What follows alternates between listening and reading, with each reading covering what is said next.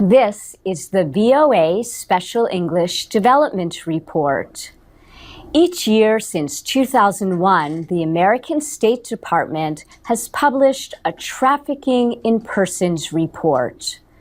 It measures efforts by countries to fight human trafficking. This year's report adds the United States for the first time. The Federal Bureau of Investigation says people are being trafficked into major cities nationwide. Tim Whitman at the FBI is an expert on the problem. He says about 20% of the cases involve victims from Mexico, the largest number of any foreign country. Bradley Miles is with the Polaris Project, an organization that fights trafficking. He calls it a very serious problem in the United States. He says some of the victims are forced to work in homes of the wealthy and at restaurants.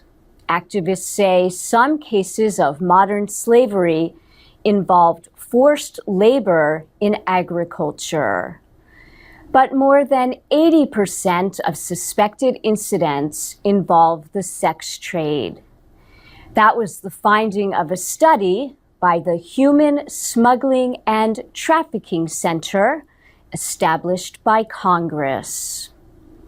The Polaris Project operates a telephone hotline that receives calls from around the country, from states such as Texas, California, New York, and Florida.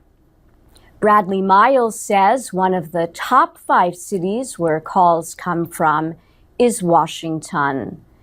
Victims in the nation's capital include women from South Korea, China, and Latin America.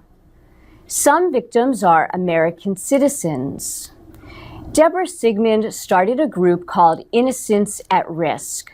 She says most of the victims of human trafficking come from economically troubled countries. She said they want to think that they can come to America and have a great job, so it's very easy to fool them. Tim Whitman says the smugglers often threaten their victims and make it difficult for them to pay their debts. The threat may be against their family back in their home country.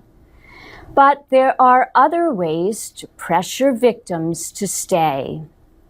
He said a common threat is, if you leave, I'm going to report you to immigration, and you'll be arrested. You'll be kept in prison for a long time.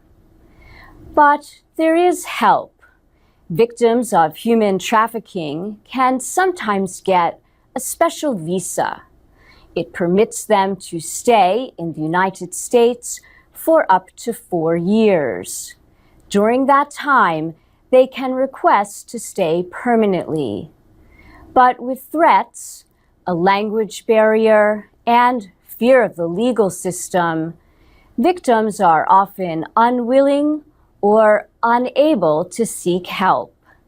And that's the VOA Special English Development Report.